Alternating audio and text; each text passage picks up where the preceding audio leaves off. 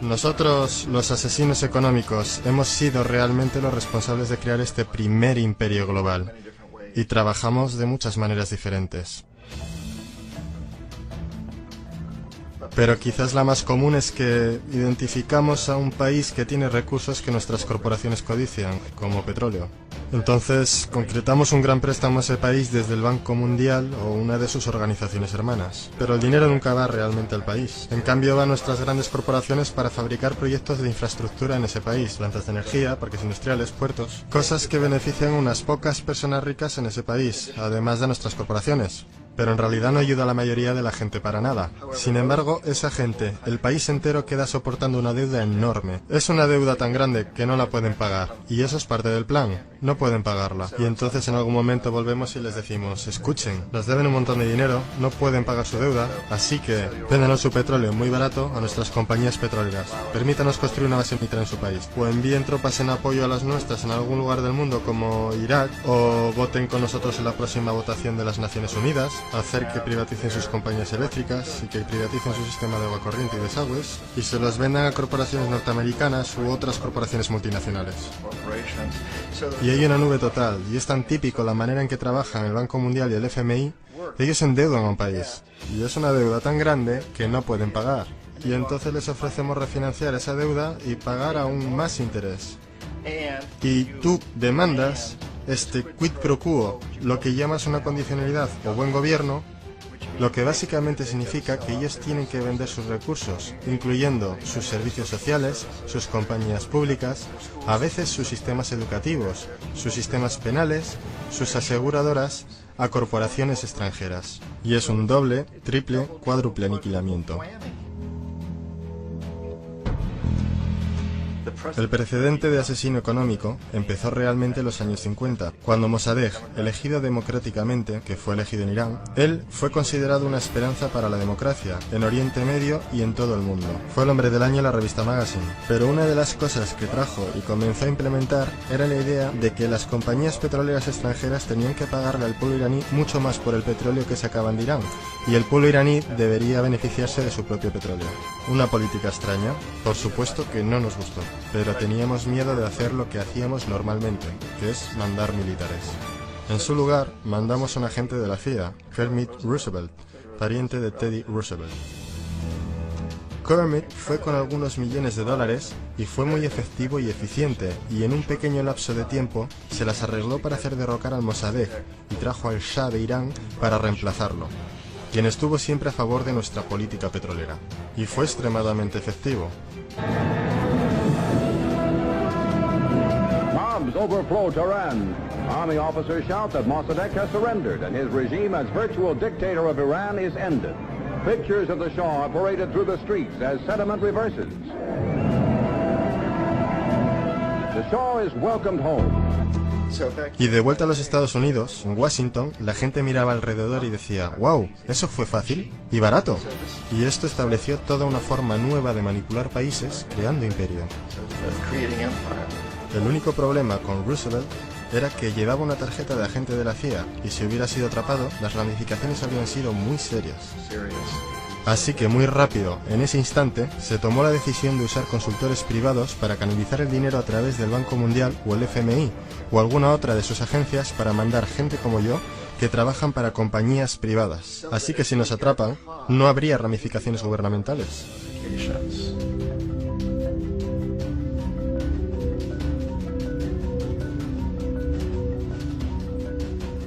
Cuando Arbenz se transformó en el presidente de Guatemala, el país estaba muy sumido bajo los pulgares de la compañía United Fruit y las grandes corporaciones internacionales. Y Arbenz corrió con esta postura que decía, ¿sabes?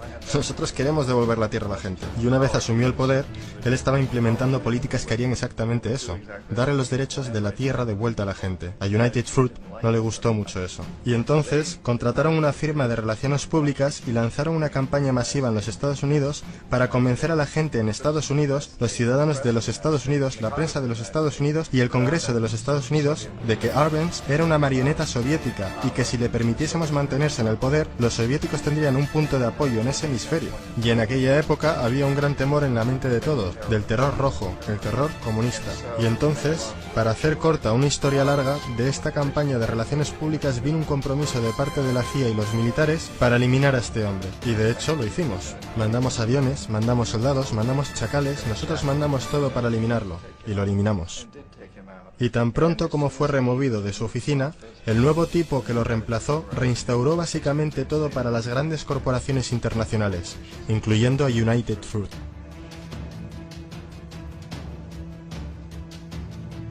Ecuador, por muchos años fue regido por dictadores proamericanos, a menudo relativamente brutales. Entonces se decidió que habría una verdadera elección democrática. Jaime Roldós se postuló y su principal meta, dijo como presidente, sería asegurar de que los recursos de Ecuador se usarían para ayudar a la gente. Y ganó, de manera aplastante, por más votos de los que nadie ha ganado nunca en Ecuador, y comenzó a implementar estas políticas, para asegurarse de que las ganancias del petróleo fueran a ayudar a la gente. Bueno, a nosotros no nos gustaba esto en los Estados Unidos. Yo fui enviado como uno de varios asesinos económicos para cambiar a Roldós, para corromperlo, para darle la vuelta, para hacerle saber, ya sabes. De acuerdo, ya sabes, puedes hacerte muy rico tú y tu familia si juegas nuestro juego, pero si continúas intentando mantener estas políticas que has prometido, te vas a ir. Él no escuchaba. Fue asesinado. Tan pronto como cayó el avión, todo el área fue acordonada. La única gente a la que se le permitió entrar eran militares de una base americana próxima, y algunos militares ecuatorianos. Cuando se lanzó una investigación, 2 de los testigos clave fallecieron en accidentes de tráfico antes que tuvieran la oportunidad de testificar. Un montón de cosas muy extrañas ocurrieron en torno al asesinato de Jaime Roldós. Yo, como la mayoría de la gente que realmente había visto este caso, no tenemos absolutamente ninguna duda de que fue un asesinato. Y por supuesto, en mi posición como asesino económico, yo siempre estuve esperando que algo le pasara a Jaime. Si iba a ser un golpe de estado o un asesinato, yo no estaba seguro, pero que lo iban a cesar sí, porque él no estaba siendo corrompido. Él no se permitía a sí mismo corromperse como nosotros queríamos corromperlo. Omar Torrijos, el presidente de Panamá, era uno de mis favoritos, ¿sabes? Realmente me gustaba, era muy carismático. Él era un tipo que realmente buscaba ayudar a su país. Y cuando quise sobornarlo o corromperlo, él dijo, mira John, me llamaba Juanito, dijo, mira Juanito, yo no necesito el dinero. Lo que realmente necesito para mi país, que sea tratado justamente. Necesito, pues, que los Estados Unidos nos den lo que le deben a nuestra gente por toda la destrucción que han hecho aquí. Necesito estar en una posición donde yo pueda ayudar a otros países latinoamericanos a ganar su independencia y estar libres de esto, de esta terrible presencia del norte. Señores, ustedes nos están explotando miserablemente. Yo necesito tener el canal de Panamá de vuelta en las manos de la gente panameña. Eso es lo que yo quiero, así que déjame solo, ¿sabes? No trates de sobornarme. Era el año 1981 y en mayo Jaime Roldós fue asesinado. Y Omar era muy consciente de ello. Torrijos reunió a su familia y dijo, probablemente sea el siguiente, pero está bien, porque hice lo que vine a hacer, renegocié el canal. El canal ahora estará en nuestras manos, recién finalizamos de negociar el tratado con Jimmy Carter.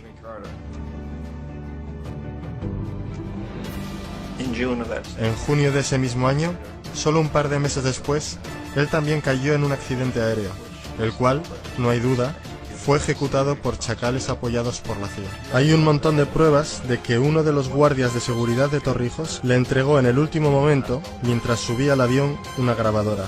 Una pequeña grabadora que contenía una bomba.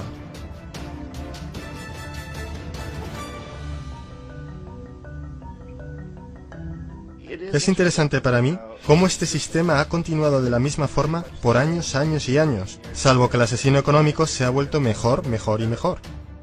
Entonces nos las vimos muy recientemente con lo que pasó en Venezuela.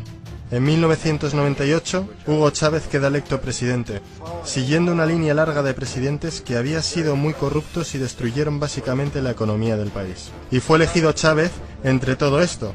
Chávez se paró frente a los Estados Unidos y lo hizo demandando primariamente que el petróleo venezolano fuera usado para ayudar a los venezolanos. Bueno, no nos gustó eso en los Estados Unidos, así que en 2002 se montó un golpe de Estado, el cual no hay dudas en mi mente, en la mayoría de las mentes de los demás, que la CIA estaba detrás de ese golpe.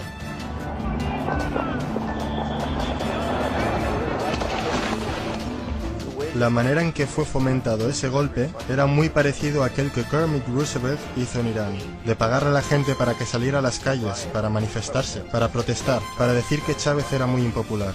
¿Sabes? Si puedes hacer que unos pocos miles de personas hagan eso, la televisión puede hacerlo parecer como que es el país entero y las cosas comienzan a crecer rápidamente. Excepto en el caso de Chávez. Él fue lo suficientemente inteligente y la gente lo respaldaba tan fuertemente que lo superaron. El cual fue un momento fenómeno en la historia de América Latina.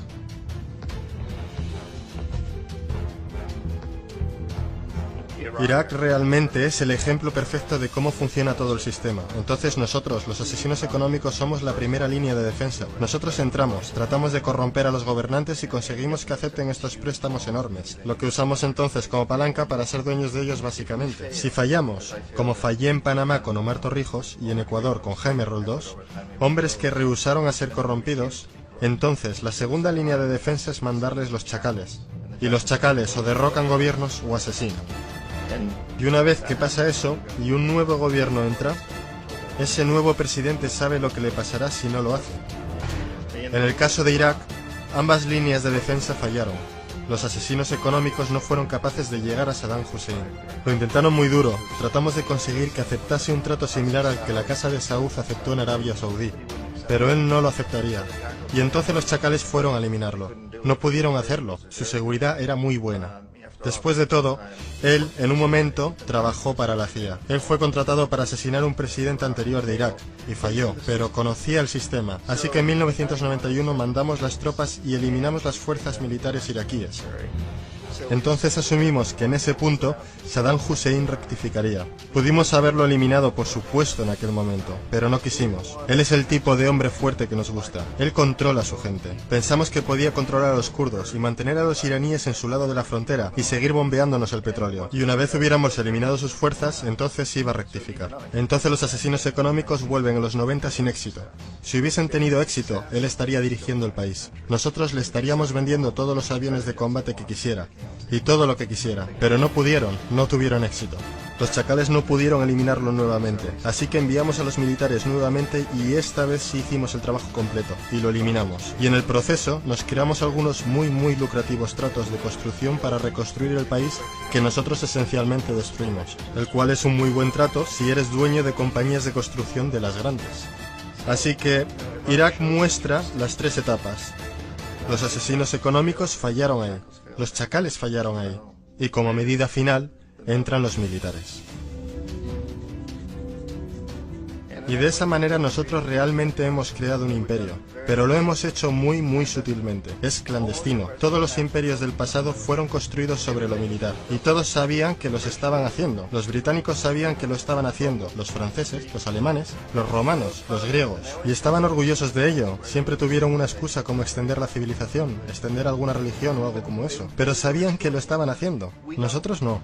La mayoría de la gente en los Estados Unidos no tiene idea de que estamos viviendo de los beneficios del imperio clandestino, de que hoy hay más esclavitud en el mundo de la que nunca antes hubo.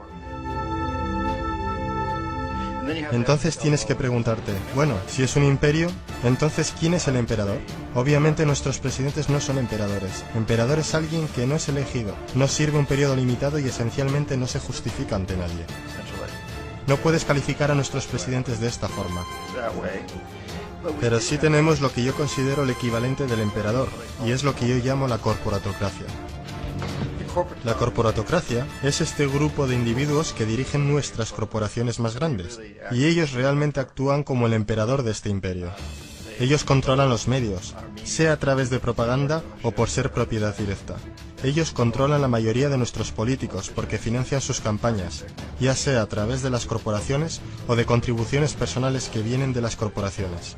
Ellos no son elegidos, no sirven periodos limitados de tiempo, no se justifican ante nadie. Y en la misma cima de la corporatocracia realmente no puedes saber si la persona está trabajando para una corporación privada o el gobierno, porque ellos siempre se mueven hacia atrás y adelante. Así que tienes a un tipo que en un momento es el presidente de una compañía constructora como Halliburton y al momento siguiente es el vicepresidente de los Estados Unidos, o el presidente quien estaba en el negocio del petróleo. Y esto es verdad aunque tengas demócratas o republicanos en la oficina. Tienes ese moverse atrás y adelante adelante por una puerta giratoria. Y de esta forma nuestro gobierno es invisible por mucho tiempo. Y las políticas son llevadas por nuestras corporaciones en un nivel u otro.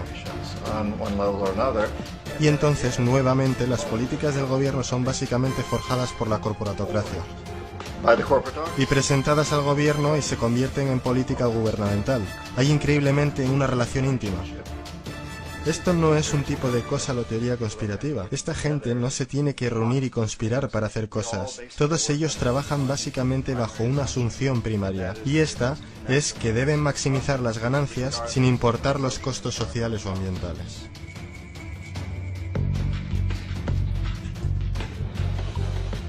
Este proceso de manipulación de la corporatocracia a través del uso de deuda, soborno y derrocamientos políticos se llama globalización. Así como la Reserva Federal mantiene al pueblo americano en una posición de servidumbre contractual a través de la deuda perpetua, la inflación y el interés, el Banco Mundial y el Fondo Monetario Internacional sirven este rol en una escala global.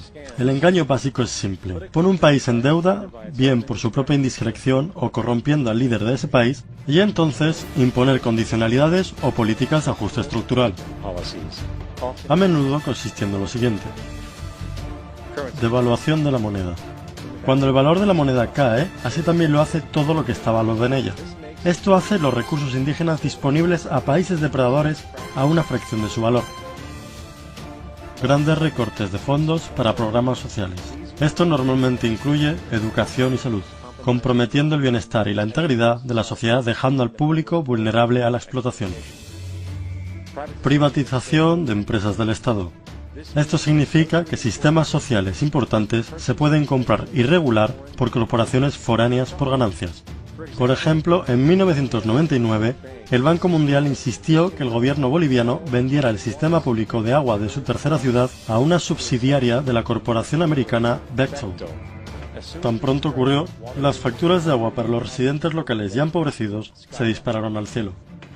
No fue sino hasta una revuelta completa del pueblo que el contrato se anuló. Entonces está la liberación del comercio, o la apertura de la economía quitando las restricciones de comercio exterior. Esto permite un número de manifestaciones económicas abusivas, tales como que las corporaciones transnacionales traigan sus propios productos en masa, vendiendo más barato que la producción indígena y arruinando la economía local. Un ejemplo es Jamaica, que después de aceptar préstamos y condicionalidades del Banco Mundial, perdió sus mercados de cosechas más grandes debido a competencia con importaciones occidentales. Hoy, granjeros incontables están sin trabajo, pues son incapaces de competir con las grandes corporaciones.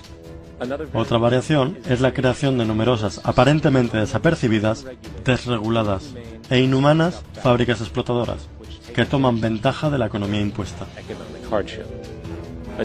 En adición, debido a la desregulación de la producción, la destrucción ambiental es perpetua, ya que los recursos a menudo son explotados por corporaciones indiferentes mientras liberan grandes cantidades de contaminación deliberada. La demanda ambiental más grande en la historia del mundo hoy viene de parte de 30.000 ecuatorianos y gente del Amazonas contra Texaco, de la que ahora es dueña Chevron. Así que es contra Chevron, pero por actividades conducidas por Texaco. Han estimado que han sido más de 18 veces lo que Exxon Valdez volcó en las costas de Alaska. En el caso de Ecuador no fue un accidente. Las compañías lo hicieron intencionalmente. Ellos sabían que lo estaban haciendo para ahorrar dinero en vez de arreglar la disposición apropiada. Además, un somero vistazo a los registros de rendimiento del Banco Mundial revela que la institución, que clama públicamente ayudar países pobres a desarrollar y aliviar la pobreza, no ha hecho nada, excepto incrementar la pobreza y la no distribución de riquezas, mientras las ganancias corporativas se elevan. En 1960, la brecha de ingresos entre 1/5 de la población y los países más ricos versus 1/5 en los países más pobres era 30-1. En 1998 era de 74-1. Mientras el Producto Bruto Global subió 40% entre 1970 y 1985, los que están en la pobreza en realidad son más, un 17% más. Mientras que de 1985 a 2000, aquellos que viven con menos de $1 al día se incrementaron un 18%. e incluso el Comité Económico del Congreso norteamericano admitió que hay un mero 40% de éxito de todos los proyectos del Banco Mundial. En los años 60, el Banco Mundial intervino en Ecuador con grandes préstamos. Durante los próximos 30 años, la pobreza creció del 50% al 70%. Sobreempleo y desempleo crecieron de 15% al 70%. La deuda pública se incrementó de 240 millones a 16.000 millones, mientras que la porción de recursos destinados a los pobres bajó de 20% al 6%. De hecho, para el año 2000, el 50% del presupuesto nacional de Ecuador tuvo que ser destinado para pagar sus deudas. Es importante entender que el Banco Mundial es, de hecho, un banco norteamericano que apoya intereses de los Estados Unidos, pues Estados Unidos tiene poder de veto sobre las decisiones, porque es el proveedor más grande de capital. ¿Y dónde consiguió su dinero? Adivina. Lo hizo del aire a través del sistema bancario de reserva fraccionada. Basado en el Producto Bruto Interno, de las primeras 100 economías del mundo, 51 son corporaciones y 47 de esas 51 tienen base en los Estados Unidos. Walmart, General Motors y Exxon son económicamente más poderosas que Arabia Saudita, Polonia, Noruega, Sudáfrica, Finlandia, Indonesia y muchos otros. Y mientras las barreras proteccionistas se rompen, las monedas se unifican y manipulan en mercados flotantes, y las economías de los estados se vuelcan a favor de competir en el capitalismo global. El imperio se expande. Usted aparece en su pequeña pantalla de 21 pulgadas y grita sobre América y la democracia. No existe América. No existe la democracia. Solo existe la IBM, la ITT, la AT&T y DuPont, Dow, Union Carbide y Exxon. Esas son las naciones del mundo hoy día. ¿De qué hablan los rusos en sus consejos de Estado? ¿De Karl Marx? No. De sistemas de programación lineal. De teorías sobre estadística, de problemas económicos, y computan costos de sus transacciones e inversiones, como hacemos nosotros. Ya no vivimos en un mundo de naciones e ideologías, señor Bill. El mundo es un colegio de corporaciones, inexorablemente dirigido por los estatutos inmutables de los negocios. El mundo es un negocio, señor Bill.